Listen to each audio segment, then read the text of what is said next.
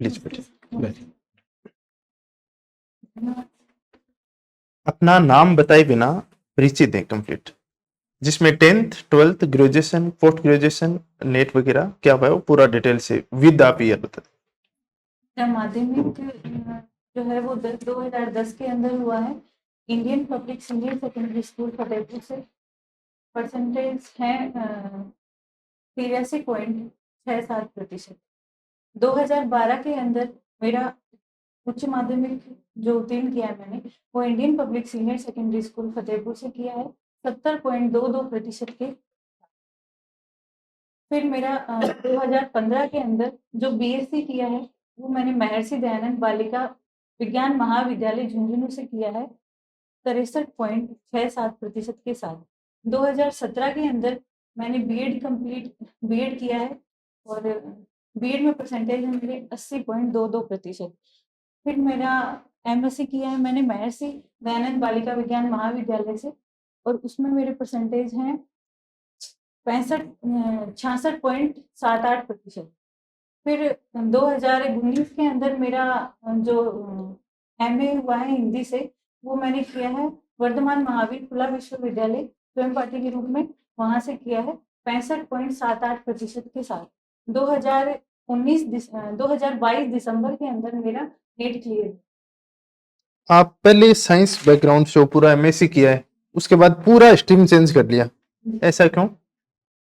Sir मेरी साहित्य के अंदर रुचि थी, वो ग्रेजुएशन में ही हो गई थी। मेरे भैया थे, उन्होंने असिस्टेंट प्रोफेसर वो लगे हुए हैं, तो उनके पास साहित्य की जो कहानी उपन्यास पढ़े रहते थे, वो पढ़ने से फर्स्ट ईयर के अंदर ही मेरी रुचि हो गई थी साहित्य में। फिर मैंने पापा को बोला था कि मुझे आगे है वो एमए करना है, ये तो मैं कंप्लीट कर लेती हूँ। लेकिन फिर उस टाइम मुझे घर वालों ने मना कर दिया था कि पहले अपने क्षेत्र में पूरी कीजिए अपनी शिक्षा। फिर जब मैंने मेरा एमएससी वगैरह पूरा कर लिया कंप्लीट, फिर मैंने एक बार वापस बोला घर वालों को कि मेरी साहित्य में ही रुचि है और मुझे इसी फील्ड में आगे करना है। तो फिर सर मैंने एमए किया। अब वर्तमान में भी साहित्य की बुक वगैरह पढ़ते रहते हो? जी सर। अभी अपने 2-4 दिन पहले जो कुछ भाषाएं हैं, उनको शास्त्रीय भाषा का दर्जा दिया है, जी दिया गया। कौन कौन सी भाषाएं? 5 भाषाओं को दिया गया है सर। हम्म, असमिया, मराठी, पाली, प्राकृत और एक और है सर, याद नहीं कर पा रही हूँ सर बंगाली। शायद। तो अब कितनी भाषाएं हो गई टोटल? 11 हो गई हैं सर। इनको इनको शास्त्रीय भाषा का दर्जा देने से क्या बेनिफिट होगा? सर जो साहित्य, एक तो साहित्य में ही रुचि जागृत होगी लोगों की, और सर जो ये भाषाएं हैं इनमें अलग अलग साहित्य पढ़ने के लिए रुचि जागृत होगी, तो सर इनका ज्ञान जो है और अधिक अच्छे से प्राप्त कर पाएंगे। और इनके मानक क्या है, किस भाषा को अपन देंगे शास्त्रीय भाषा का दर्जा? शास्त्रीय भाषा का जैसे सर जिसमें पुरानी परंपरा जो शास्त्रीय भाषा की चली आ रही थी, जैसे संस्कृत, पाली, प्राकृत, इनको देखें तो इनके कुछ मानक शब्दावली हैं, मानक इनके निर्धारित किए गए हैं, उनमें रह करके और जो साहित्य लिखा जाता है उसे। तो हिंदी को नहीं दिया गया? हिंदी को सर शामिल नहीं किया गया है। हिंदी को तो सर राजभाषा ही माना गया है, राष्ट्रभाषा का भी दर्जा अभी तक प्राप्त नहीं किया गया है।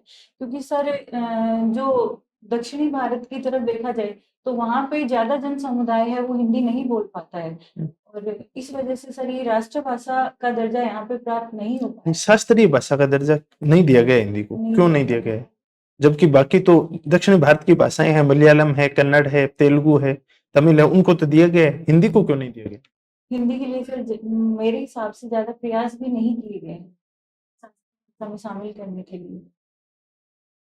तो आप क्या चाहते हो, दिया जाना चाहिए या नहीं दिया जाना चाहिए? दिया जाना चाहिए सर।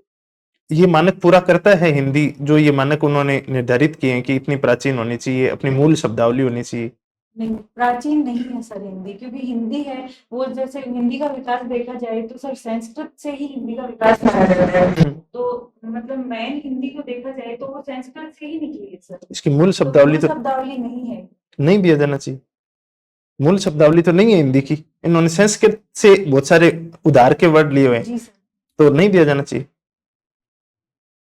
क्या सभी भाषाएं अपने मूल शब्दों पे ही टिकी हैं या बाहर से ग्राह्य भी होती है? नहीं सर, बाह्य ग्राही होती है हर भाषा। भाषा। हाँ, तो हिंदी ने भी ग्रहण कर लिया, कोई बुरी बात है? फिर क्यों नहीं दिया गया? हिंदी ने सर, ज्यादातर हिंदी ने ग्रहण ही किया है। अच्छा। बहुत कम शब्द ग्रहण किए हिंदी में। ये जर्मनी संस्कृत है तो तत्सम तद्भव तो हो गए। जी सर। अरबी फारसी के या पुर्तगाली जर्मन या जो यूरोपियन जो और भाषाएं हैं, उनके बहुत कम शब्द हैं। ऐसा भी नहीं कह सकते कि बिल्कुल अल्प मात्रा है, लेकिन ये भी नहीं कह सकते कि हिंदी के पास स्वयं के इतने शब्द नहीं है। हिंदी विश्व की सबसे बड़ी भाषा है जिसके पास स्वयं के इतने शब्द हैं।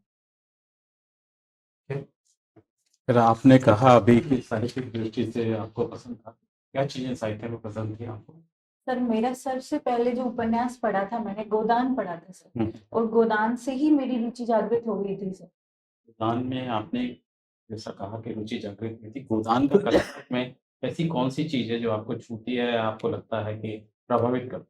जी सर, गोदान में सर सब चीजों को समाहित किया गया है, जिसमें किसान को भी लिया गया है, दलित को भी लिया गया है सर, स्त्री को भी। तो सर सब दृष्टि से देखें तो गोदान के अंदर सबको कहीं ना कहीं सबको उभारा गया है। पूरे समाज को उसमें सम्मिलित किया गया है। और आपके कोई उपन्यास या कहानी कविता आपने जो पढ़े हैं वो कौन से हैं? जी सर, मैंने अभी एक छिन्न मस्ता नाम से कहानी पढ़ी है संजय कुमार शर्मा की सर, जो हंस पत्रिका में निकली थी, वो पढ़ी है सर। तो उस कहानी का कथानक आपको किस रूप में प्रभावित करता है? उस कहानी का सर कथानक है, उसमें सर एक जो स्त्री है उसको सर मतलब पागल होती नहीं है, फिर भी उसको पागल बना करार दे दिया जाता है सर। तो उससे मुझे ये लगा कि कहीं न कहीं आज भी स्त्रियों को इतना मानसिक रूप से इतना दबाया जा रहा है कि वो पागल होती नहीं है, लेकिन समाज के द्वारा उन्हें पागल घोषित कर दिया जाता है सर। हिंदी साहित्य का जो कालखंड है वो आप जानते हैं, तो उसमें किस कालखंड में सबसे ज्यादा संक्रमण देखने को मिलता है आपको? कौन सी, जैसे एक रचना या एक प्रक्रिया चल रही है फिर दूसरी धारा उसमें आकर मिल रही है, इस तरीके का कहीं कोई परिवर्तन देखने को मिलता है आपको? आधुनिक काल में ही सबसे ज़्यादा परिवर्तन देखने को मिलता है। और परिवर्तन जो आया उसका मुख्य मुद्दा क्या था? मुख्य मुद्दा सर एक तो राष्ट्रीय आंदोलन चल रहा था सर, और जैसे रीतिकाल तक सर पीछे के जैसे राजा सामंतवादी राज सत्ता को महत्व दिया जा रहा था, यहाँ पे सर राष्ट्रवादी को भी महत्व दिया जाने लगा। एक किसान को भी सर भूमिका में शामिल किया जाने लगा, और समष्टि रूप से सबको देखा जाने लगा। जहाँ पर एक व्यक्ति सीमित था वहाँ पे समष्टि का रूप ले लिया सर इसने।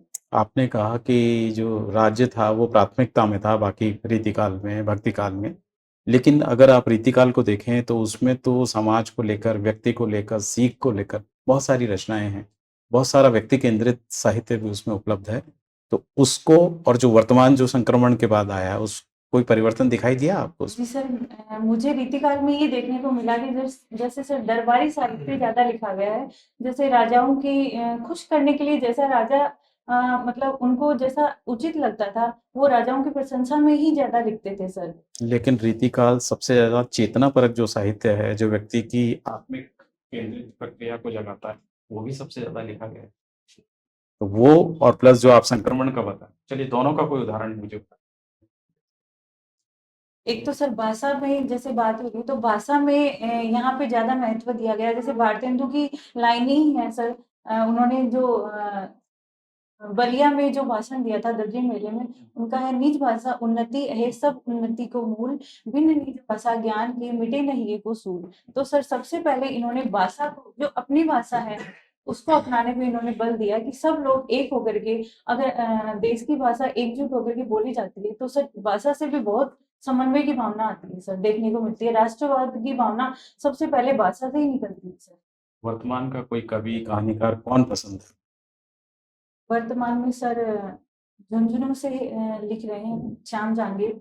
तो सर वे किस किस विधा में लिखा है उन्होंने? उन्होंने कहानियां भी लिखी हैं, उपन्यास भी लिखे हैं सर। कोई पढ़ी है आपने? हाँ जी सर, मैंने उनकी एक कहानी पढ़ी है, देख लो अब क्या है अब, ऐसे करके सर है। उसमें क्या कथानक है? उसमें सर ये दिखाया गया है कि एक व्यक्ति होता है जिसके पिता ने सर देश की स्वामी भक्ति के ऊपर उसके पिता ने सब कुछ न्यौछावर कर दिया था, और वो भी मतलब उन्हीं धारणाओं को लेकर के आगे बढ़ना चाहता है, सब लोगों को वही सीख देना चाहता है। लेकिन सर समाज उसके विरोध में खड़ा होकर के, और सर उसी को जेल में डाल दिया जाता है। उसकी जो भावनाएं होती हैं उनको और अलग तरीके से व्यक्त किया जाता है, और उसको एक देशभक्त नहीं कर करके और देशद्रोही का करार दे दिया जाता है।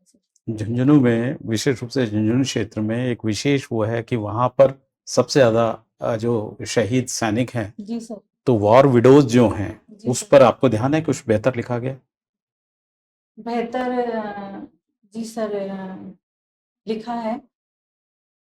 भी नाम याद नहीं, राजेंद्र कसवा जी ने भी लिखा है सर। और क्या विशेष उसमें कथानक की क्या विशेषता रही? उनकी सर पंक्तियां हैं, हुँ, मतलब मुझे पूरा तो समझ कोई बात लीजिए नहीं, सर जितना ध्यान है नहीं कर पा बताएँ। रही हूँ, हुँ, लेकिन उनकी पंक्तियां हैं सर कि कुछ देशभक्ति पे ही है कि इस देश में वीर अनेक पैदा हुए हैं इस हुँ। धरती में, और वीर की खुशबू ही बसी हुई है।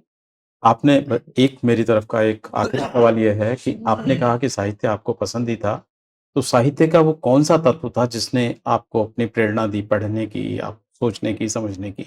वो तत्व बताइए मुझे। यही था कि सर जो साहित्य में सर ऐसे लोग जैसे दृष्टि से लोगों को हीन भावना से देखते हैं, लेकिन एक साहित्य ऐसा संदेश देता है जो सर सम्यक दृष्टि से देखने का सबको सम्यक दृष्टि से देखने का उत्तरदायित्व प्रदान करता है। अच्छा। हिंदी साहित्य के इतिहास में कौन-कौन से ग्रंथ पढ़े आपने? मैंने सर आचार्य रामचंद्र शुक्ल जी का पढ़ा है, डॉक्टर नगेंद्र। 2 पढ़े। जी सर। शुक्ल जी का पूरा इतिहास पढ़ा? पूरा तो नहीं पढ़ा है सर, तुलनात्मक रूप से दोनों का अध्ययन किया है। कहीं पे कुछ शुक्ल से अच्छा लगा वहाँ पे वो पढ़ा है, कहीं पे नगेंद्र से अच्छा लगा तो वहाँ। दोनों का जब आपने तुलनात्मक अध्ययन किया, तो क्या अंतर नज़र आया?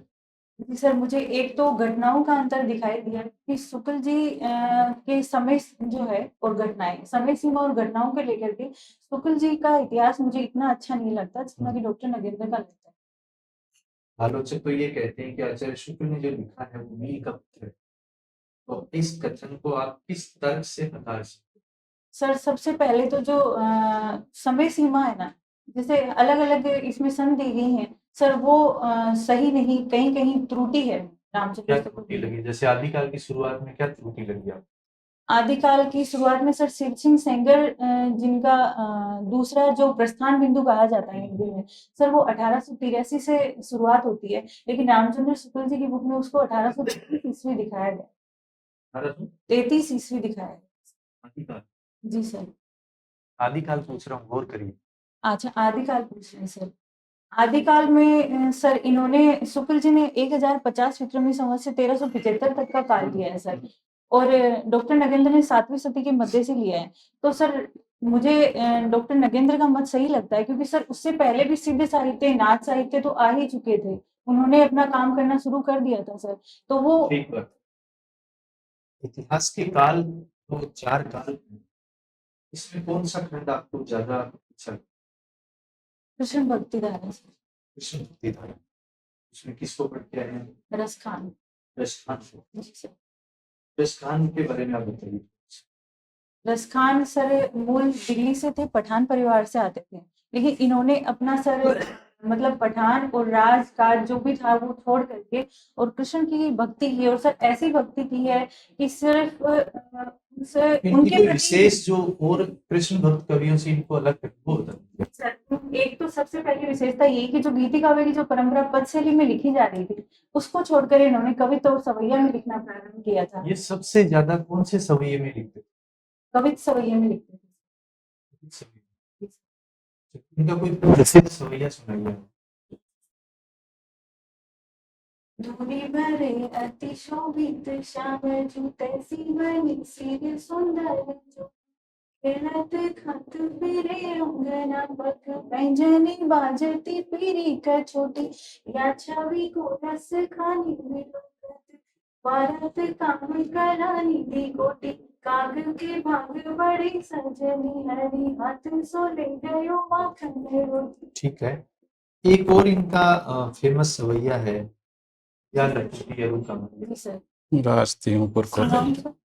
याल रकुटी अरु कामर यापर राज तिहु पुर को तजिडारू आठवु सीधी नवो निधि के सुख नंद की गाय चराय विसारू। इसमें रसखान सब कुछ त्याग रहे हैं। तो यहाँ ये भक्ति का कौन सा रूप नजर आता है? इस सवैये में क्या है? इसकी अंतरात्मा क्या है?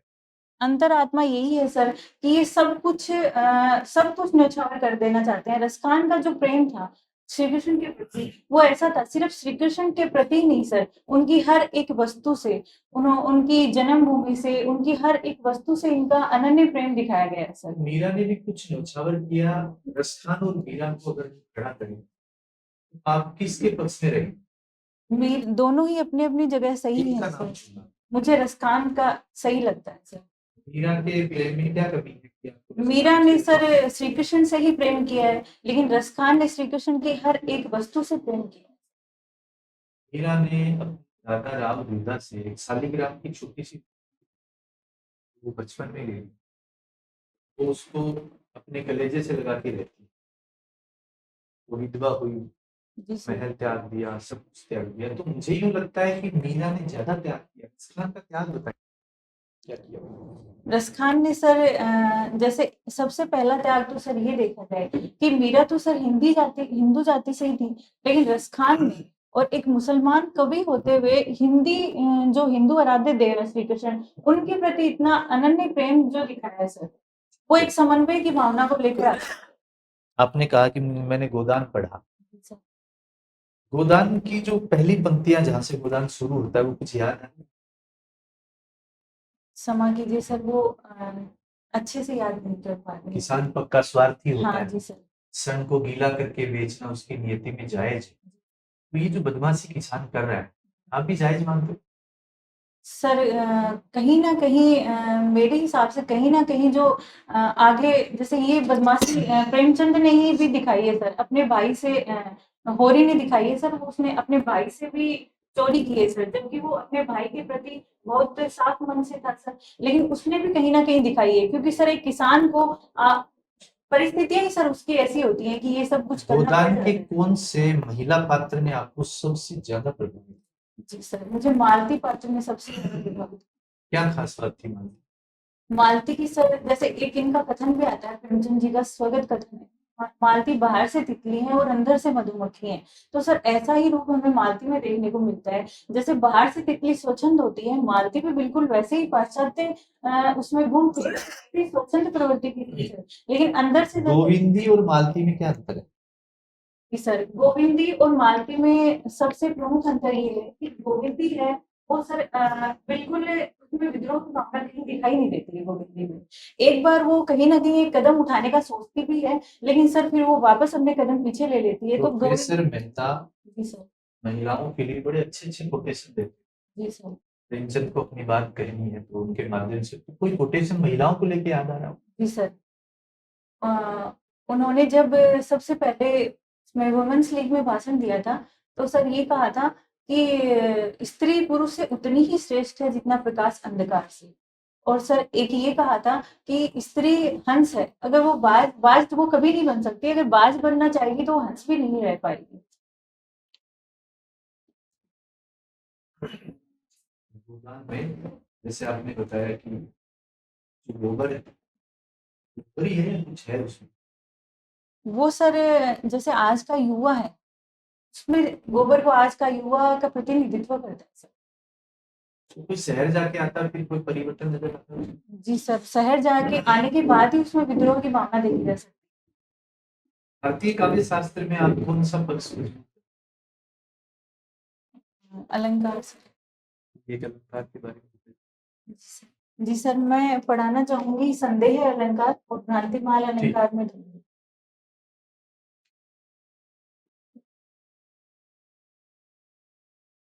संदेह और भ्रांति में जी सर। मूल अंतर क्या है? आप मौखिक बताइए। जी सर। संदेह अलंकार और भ्रांतिमान में सबसे मुख्य अंतर जो है वो सर, संदेह में तो अंत तक जो है वो संशय की भावना बनी रहती है, उपमान और उपमेय के अंदर अंत तक संशय दिखाया जाता है, लेकिन भ्रांतिमान में सर भ्रमवश, भूलवश और उपमेय को उपमान मान लिया जाता है सर। तो कोई उदाहरण ऐसा हो जिससे पता चल पाए? जी सर, संदेह का अलंकार का मैं एक उदाहरण देना चाहूंगी सर, कि नारी बीच सारी है कि सारी बीच नारी है, नारी ही की सारी है कि सारी ही की नारी है। इसमें सर अंत तक जैसे दुशासन द्रौपदी का चीरहरण कर रहे थे, तो उस समय उनको अंत तक ये नहीं पता चला कि ये साड़ी है वो नारी से निकल रही है कि नारी साड़ी से निकल रही है। ये तो कौन सा अलंकार हो गया? संदेह अलंकार। भ्रांतिमान। भ्रांतिमान का सर मैं उदाहरण देना चाहूंगी, जैसे ओस बिंदु चुग रही हंसिनी मोती उनको जान। जैसे सर हंस की प्रवृत्ति होती है मोती चुगने की, तो वो ओस की बिंदुओं को भी भूलवश और उनको मोती समझ बैठता है सर। व्याकरण का कोई टॉपिक आप पढ़ाना चाहें? व्याकरण का जी सर संज्ञा।